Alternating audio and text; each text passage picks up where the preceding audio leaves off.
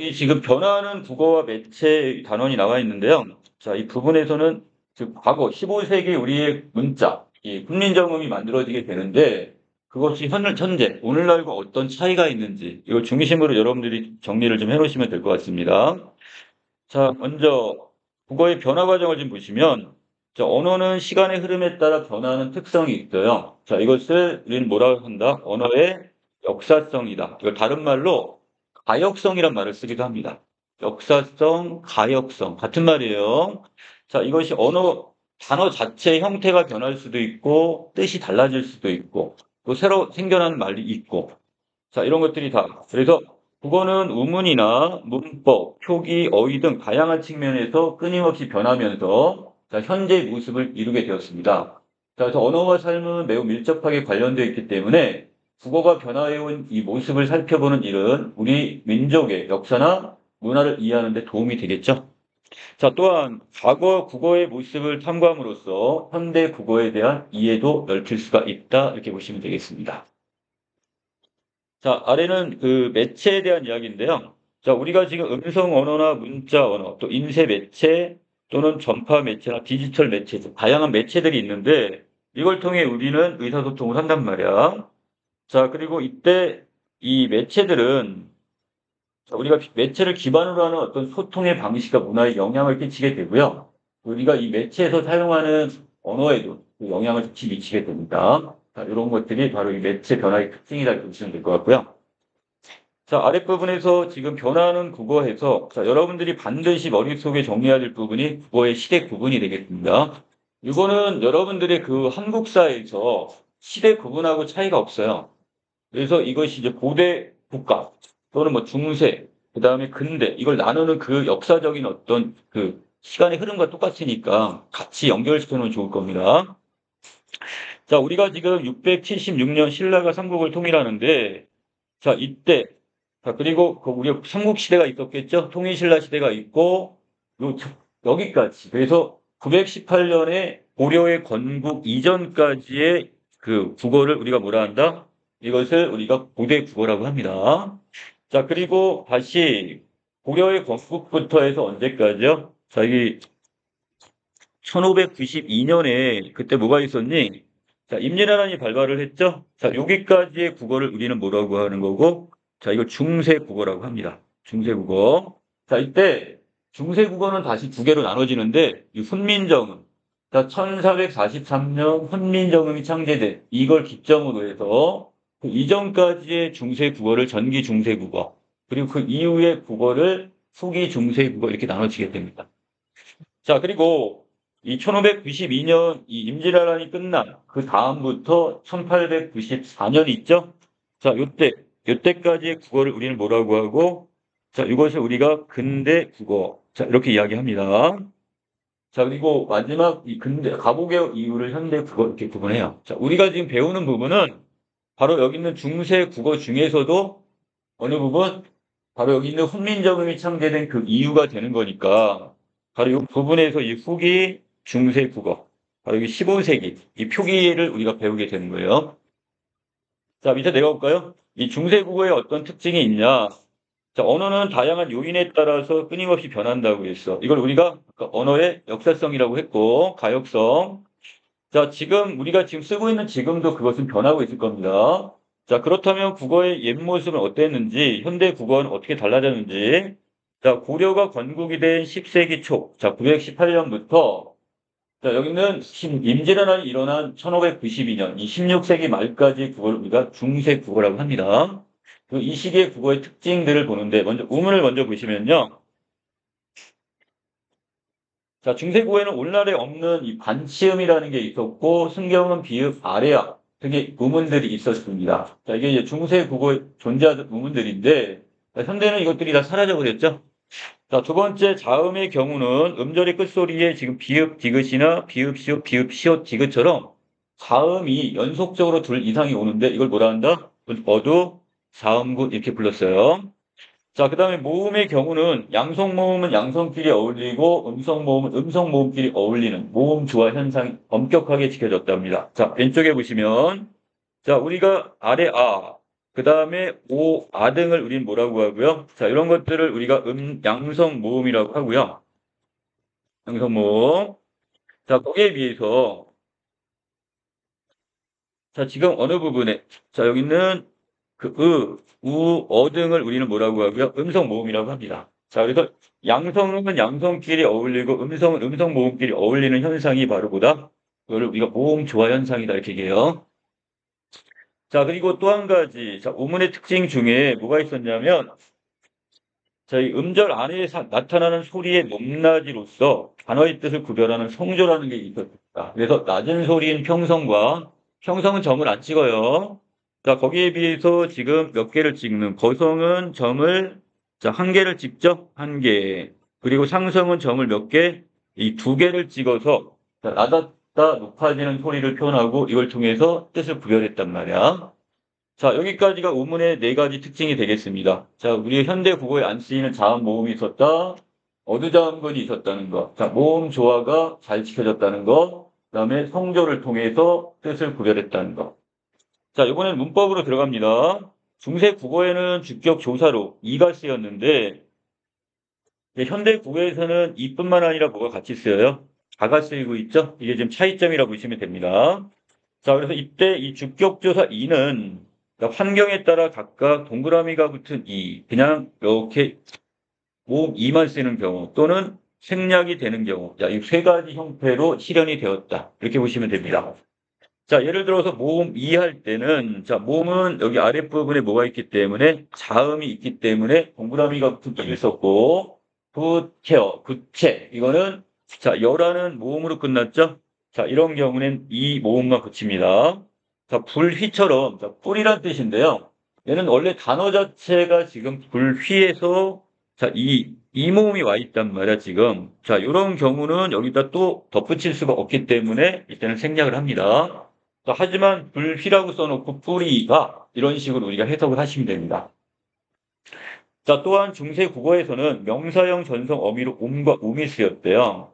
자, 양성 모음에서는 뭘 썼고요? 자, 명사형으로 옴을 썼고, 그 다음에 뭐일 때는, 자, 여기서 음성일 때는 um을 썼다. 이렇게 구분하시면 되는데, 자, 하옴의 옴, 자, 여름의 자, 이것들이 각각 앞에 지금 양성 모음이 왔기 때문에 양성을, 자, 그 다음에 음성일 때는 같이 um이라는 음성을 같이 쓰게 됩니다. 자, 여기까지 주격조사와 그 다음에 우리가 명사형 어미, 전성 어미를 지금 살펴봤는데, 자, 현대국어에서는 대신에 뭐야? 대신에 바뀐 게 뭐야? 또는 지를 사용하는 거죠. 이게 좀 차이점이네요.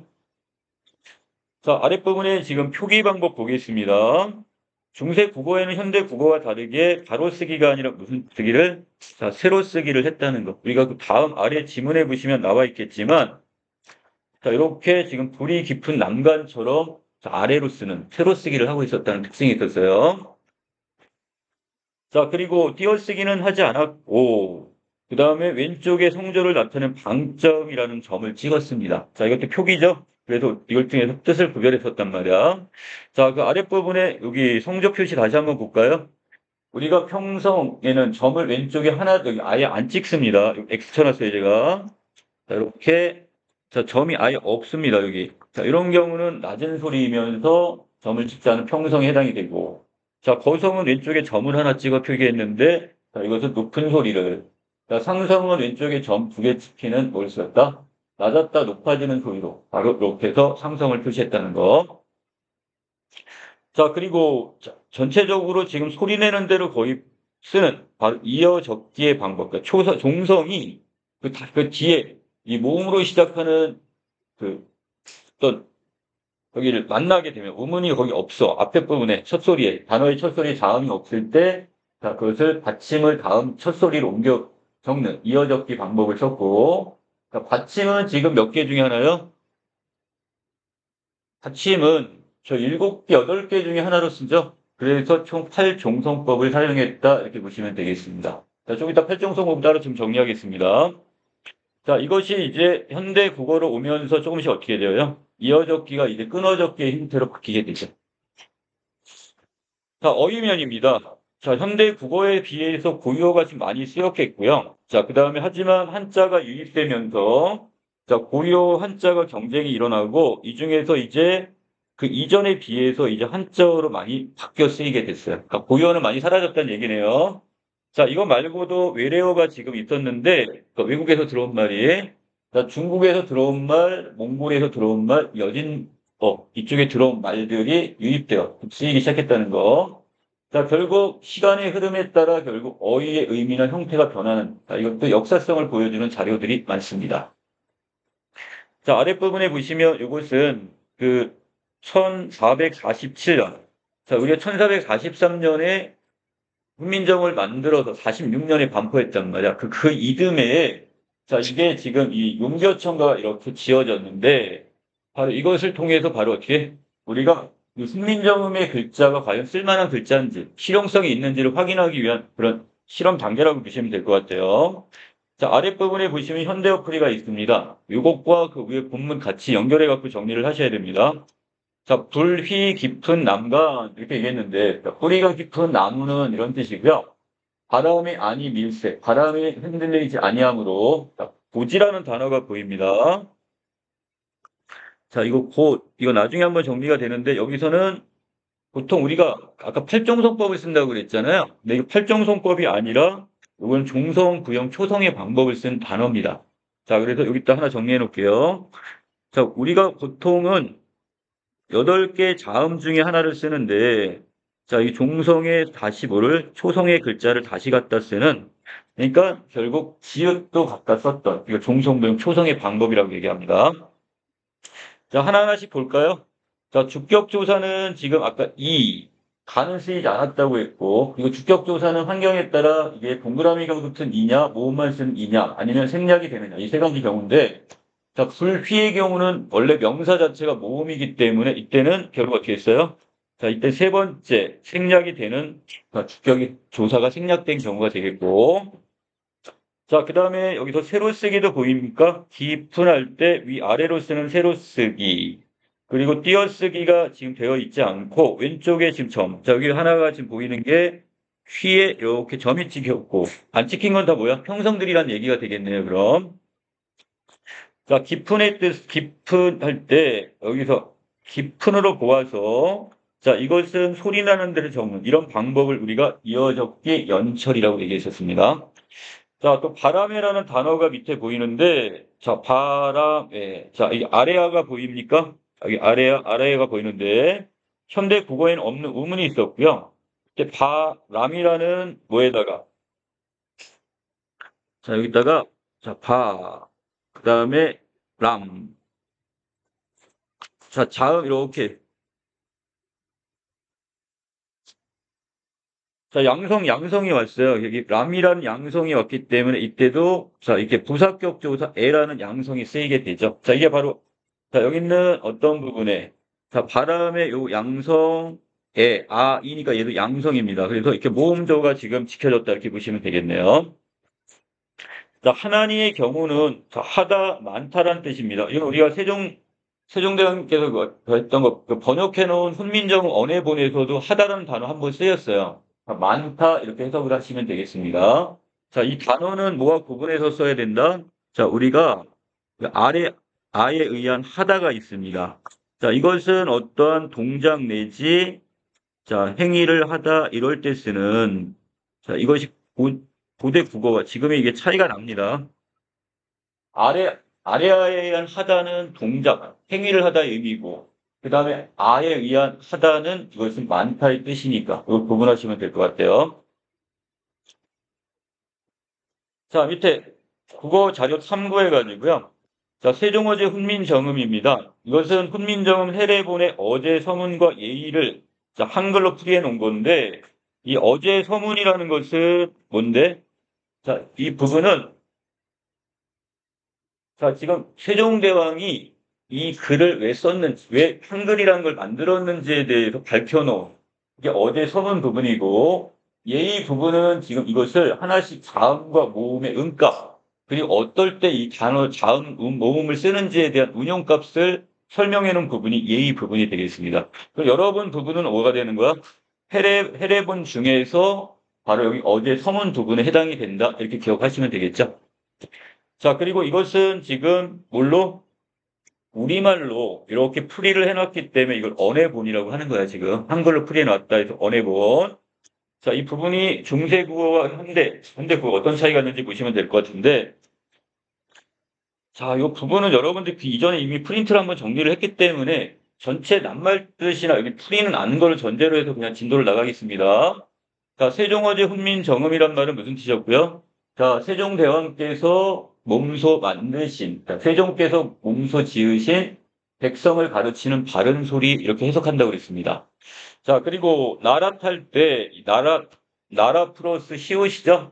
자, 여기 시옷 종성체언이 나라가 보이고요. 자, 이 부분에. 자, 그리고 자, 시옷은 뭐로 쓰였다고요? 자, 나라의 이렇게 해석이 되니까 관용격 조사.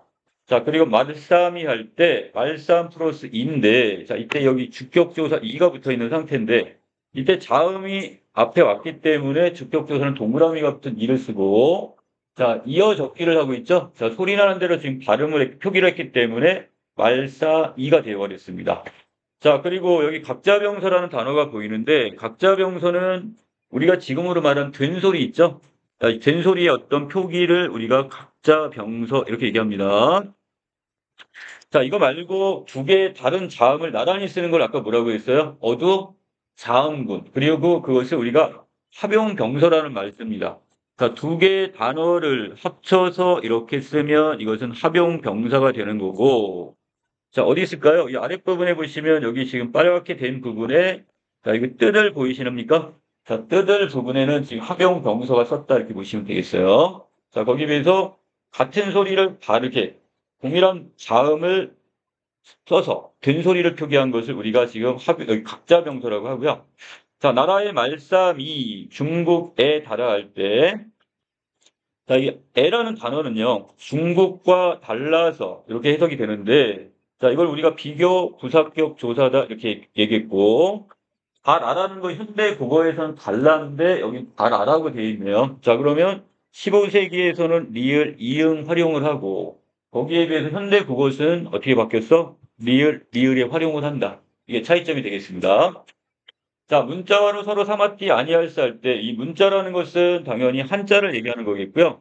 자, 우리가 지금 우리의 글자가 없다 보니까 한자를 가지고 우리말을 표기해 보려고 했어. 그리고 의사소통을 하려고 했지만, 자, 서로 삼았디 아니할 때, 자, 삼았디라는 말은 통하다 이런 뜻인데요. 자, 원래 기본형 자체는 뭐야? 맞다 해서, 자, 치읓 받침이 와야 됩니다. 하지만 여기 표기가 지금 시옷으로 바뀌어버렸죠? 이거는 8개 자음 중에 하나를 쓰는, 이런 걸 뭐라고 했어? 종성법이 쓰였다. 이렇게 얘기했습니다. 자, 그리고, 자, 팔종성법, 이게 체크해 드리겠고요. 자, 그 다음에, 서르라는 단어가 있는데, 자, 지금 현대국어는 우리가 서로라고 하잖아요. 자, 그런데 여기에서는 결국, 서라는 양성 모음, 그 다음에 르라는 음성 모음. 양성, 아니, 음성이죠? 어드 음성이니까. 모음절을 지금 지키고 있다. 이렇게 보시면 되겠습니다. 자, 그 다음, 아니, 할세 할 때 리을세는 하다에다가 리을세가 붙어서 종속적 연결어미가 좀 붙어 있는 상태. 자, 그리고 이런 전차란 이런 까닭으로, 자, 지금 이 단어는 사라지고 없죠. 자, 이 전차란 단어와 그 밑에 실어. 자, 이것은 능이라는 뜻의 이 두 개의 단어는 현대 국어에서 사라졌습니다. 이런 걸 사어라고 얘기했어요. 이러한 까닭으로 어리석은 백성이, 자, 어리다는 말이 예전에 어리석다였는데 지금 나이가 어린으로 바뀐 의미가 이동한 단어입니다. 백성이 니르고저 홀빼이셔도 했는데, 니르다, 이르다, 말하다 이런 뜻이에요. 자, 현대 국어로 오면서 니은이 탈락하는데 지금 남아있어요. 여기는 15세기에는. 자, 이거 두음 법칙이 적용되지 않은 사례로 보시면 되겠고, 자, 홀빼이셔도 할 때 이 배라는 단어는 밥 플러스 이의 형태인데, 이때, 이 주격조사는 이만 썼네요. 모음만 썼는데, 그 이유는 앞에 자음이 없이 아라는 모음으로 끝났기 때문에, 그런 경우는, 자, 주격조사를, 자, 모음이 이만 씁니다. 자, 하는 바가 있어도 이 정도로 해석하시면 되겠고, 마참내 제 뜻을 실어펴지 못할 놈이 하니라고 했습니다. 자, 이 자기의 뜻을 이런 뜻인데, 자, 뜻, 아까 얘기했죠? 자, 이거를 합용병서라고도 하고, 어두자음군이다. 이렇게 얘기합니다. 이 초성에 쓰인 이 부분을 어두자음군. 자, 그래서 이 자신의 뜻을 싫어. 자, 능히 이것을 펴지 못하는 사람이 많았다. 이렇게 되겠습니다. 뒤에 보시면, 자, 여기에 지금 뭐가 왔는데, 앞에 이 모음이 뒤에 왔어. 그럼 디귿은 지읒으로 바뀌어야 되는데 안 바뀌고 있네요. 자, 부경화가 적용되지 않은 표기. 자, 하다가 그 다음에 여기서 못하는 사람이 많았다 할 때, 놈이라는 말은 뭐라고 그랬어요? 예전에는 일반적 남자였지만 지금 비속어로 쓰이니까 의미가, 자, 축소된 단어. 하다, 여기 나와 있네요. 자, 아에 의한 하가 나왔습니다. 이런 경우는 많다로 해석하시라고 했죠?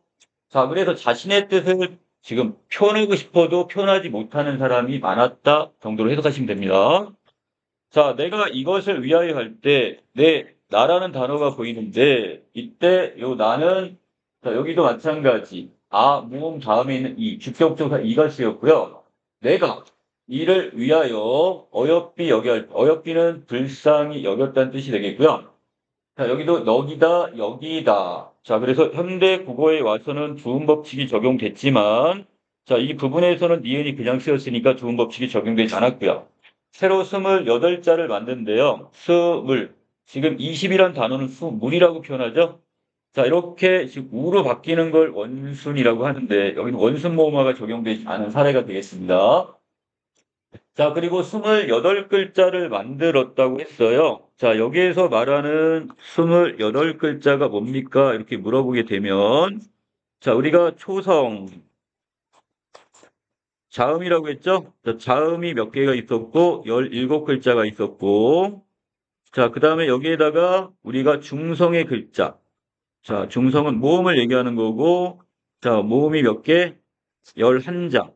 이 두 개를 이렇게 합쳐갖고 자음과 모음자를 합쳐 28개 우문을 만들었다는 뜻입니다. 자, 그런데 맹가, 노니 이렇게 했는데, 자, 요게 맹갈다에다가 뭐를 썼냐면, 자, 요 부분에, 그 부분 오라는 지금 뭐가 보입니까? 이렇게 오라는, 자, 이게 선어말 어미가 쓰였는데요. 자, 이때 이 오는 왜 썼냐? 그 앞에 부분에 보시면 내가 할 때, 자, 나라는 뭐가 있었어요? 1인칭이죠? 자, 그래서 이거 1인칭을 나타나기 위한 1인칭, 자, 선어말 어미 이렇게 정리해 놓으시면 됩니다.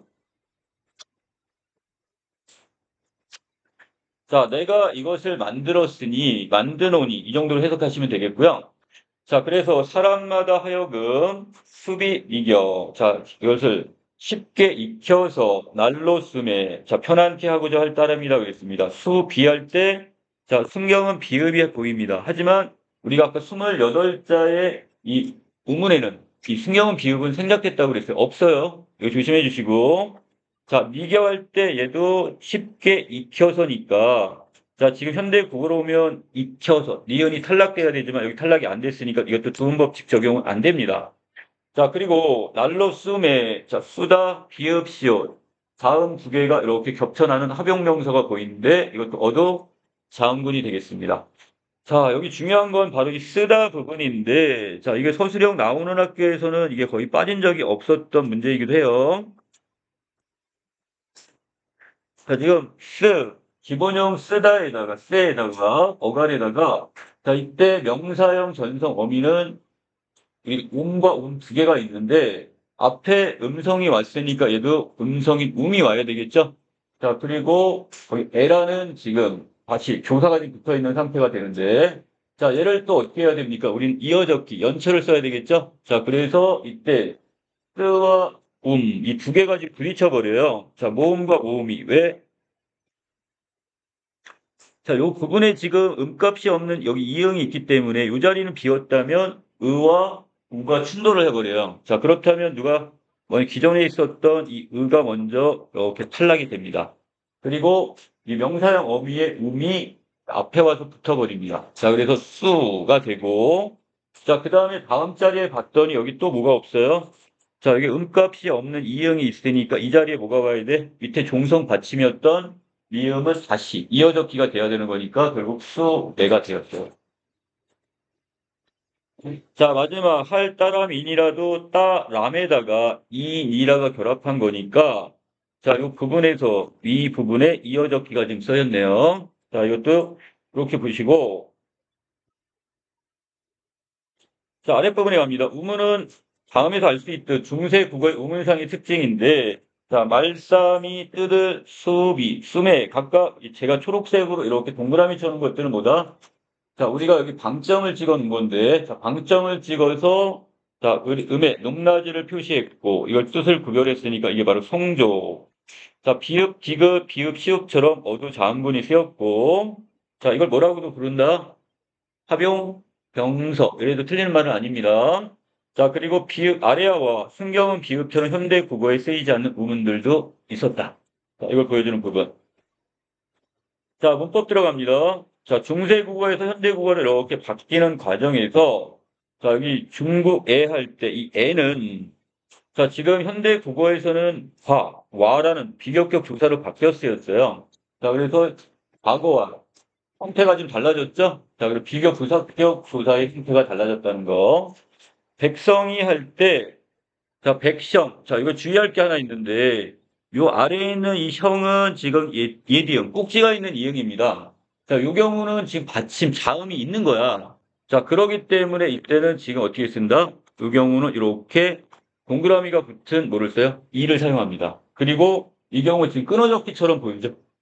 왜? 여기는 예디형을 올려놓지 않았어, 지금. 자, 이거 한 가지 주의하시고. 자, 여기서 지금 나타내고자 하는 건 주격조사의 형태가 자음 앞에서는 지금 뭘 쓰고, 자, 이. 그리고 모음 앞에서는 여기서 어떻게? 모음 뒤죠? 자, 자음 앞 뒤에서는 동그라미가 붙은 이. 자, 자음, 모음인 경우는 그냥 모음 이.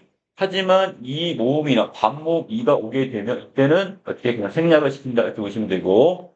자, 현대 국어에서는 결국 뭐가 사라져 버렸어요? 자, 이 이에 의한 주격조사도 아직 남아있긴 하지만, 자, 추가로 뭐가 붙었다? 가에 의한, 자, 하는 바가, 이런 식으로 해서 주격조사 가도 생겨났다. 자, 숨에, 스 플러스 플러스 에, 이렇게 되어 있는데, 자, 명사형음이 음이 붙었어. 중에서 어떤 게, 자, 음성이다 보니까 음이 붙었다. 그 아랫게 붙었네요. 근데 현대 국어에서 음이 사라지고, 그 자리를 뭐가 대체했다? 자, 자, 이것이 대체를 했습니다, 지금. 자, 표기법입니다. 말싸미를 보시면 이건 이어 적기의 방법. 자, 이걸 우리가 다른 말로 연철이라고 했었죠. 연철의 방법을 쓰는 데 비해서 자, 말씀이처럼 끊어 적기를 하는 분철의 방법. 자, 이렇게 지금 표기가 바뀌었다고 이야기했어요. 자, 어휘적 의미입니다. 어리는 어리석은이 지금 나이가 적은으로 바뀌었으니까 이런 걸 우리가 의미 이동. 노미는 보통 사람이었는데 사람 남자를 낮자가 부르는 말로 쓰였기 때문에 의미 축소. 자, 어여삐는 가엾게가 불쌍하기로 바뀌었으니까 이것을 의미의 이동이다 이렇게 이야기했었습니다. 자, 각각 정리해 놓으시면 되겠고요. 우리 여러분들 최종어제 훈민정음 부분에는 뭐가 없다? 의미의 확대. 지금 확대는 없습니다. 여기 지금 이동과 축소만 있으니까 주의해 주시고요.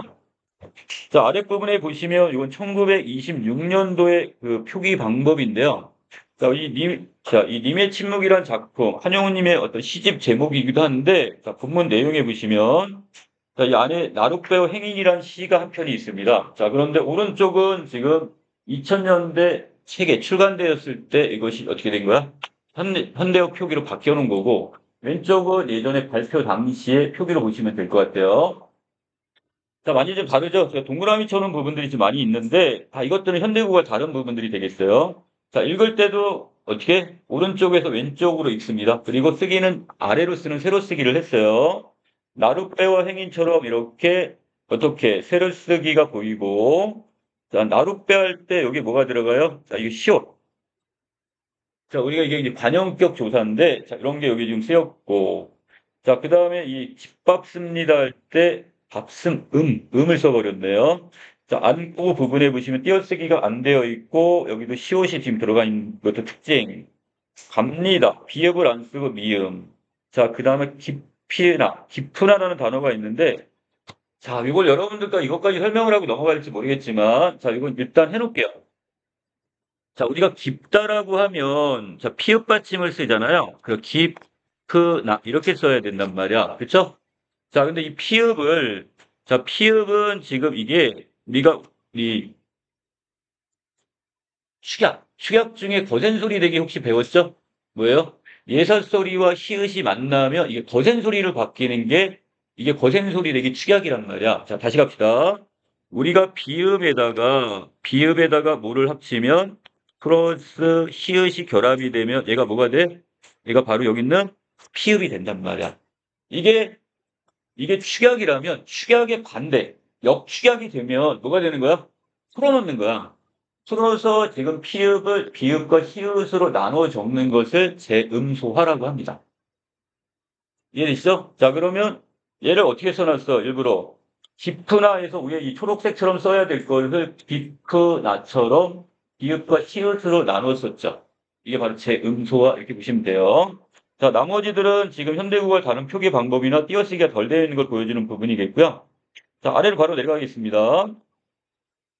자, 요즘의 자료와 다르게 1926년도 자료는 지금 새로 쓰기를 하고 있다는 게 특징이 되겠고, 자, 또 띄어쓰기가 지금의 어문 규범과는 달라요. 옛날에 지금 현대국어는 단어를 기준으로 조사를 제외한 나머지들은 다 단어를 띄어쓰는데, 거기에 비해서 띄어쓰기가 덜 되어 있습니다. 자, 그리고 이거 말고도 지금 맞춤법 부분이 안 맞는 부분도 있고, 자, 3번 보시면, 자, 오늘날 국어의 변화 양상인데요. 자, 이 초등학교 6학년한테, 여러분한테도 똑같을 것 같긴 한데, 뭐 결과는 차이는 없을 것 같아요. 자, 심심한 사과를 드립니다. 그랬더니, 심심해? 뭐가 심심해? 낱말뜻. 자, 사흘을 지금 3일이 아니라 4일로 잘못 아는 친구들. 자, 무료하다는 말은 뭐다? 무료란 뜻이 아니라, 자, 어떻게 심심하고 지루하다는 뜻인데. 자, 이걸 지금 제대로 이해하지 못하는 학생들이 많았대요. 자, 고유어들입니다. 자, 그래서 그런데 또 이런 친구들한테 신조, 새로 나온 말을 물어봤어. 알짝딱깔센 이렇게 물어봤어. 여러분 알아요? 자, 모르면 여러분도 9세대. 자, 여기 신세대는 이 학생들이 이걸 알아봤대, 지금. 자, 그렇다면, 자, 어른들한테 거꾸로 물어봤더니 표준어 딕터풀이는 막힘없이 하는데 외려 신조어에는 답을 못하네요. 자, 그래서 여기는 9세대와 신세대의 어떤 이런 차이점으로 보시면 될 것 같은데, 이 청소년과 젊은 세대들은 무수히 많은 신조어를 만들어내고 쓰고 있고, 자, 거기에 비해서 기성세대 입장에선 고개를 갸웃거리는 상황들이 나왔어요. 자, 이러다 보니까 결국 기존의 세대와 그 다음에 새로운 신세대들끼리 서로 간의 의사적 소통이 지금 안 되는 경우가 생기겠죠. 자, 그래서 이거를 서로 비난하거나 외면하는 것보다는 단절이 일어나지 않도록 소통하고 서로 이해하는 노력이 좀 필요하다 이런 내용이 되겠습니다. 자, 그래서 아랫부분에 우리가 뉴스에서도 마찬가지 많은 신조어가 만들어지고 청소년과 젊은 세대를 중심으로 신조어가 지금 자연스럽게 쓰고 있다는 거. 최근에는 이 웨이팅, 브런치 같은 외국어나 그다음에 식세기 같은 줄임말 등이 그냥 그대로 쓰이거나 솔드아웃 같은 거 있죠? 영어로 표기하는 경우도 그대로 쓰는 경우도 많습니다. 자, 그럼 앞으로는 어떻게 될까요? 다양한 신조어들이 계속 들어오겠죠. 자, 이 상황에서 또 다양한 외국어도 이렇게 유입이 될 거란 말이야. 자, 이런 국어의 변화에 따라 우리도 다른 세대와 집단을 존중하고 이해하는 태도가 필요하다. 자, 여기까지 정리를 해놓으시면 되겠네요.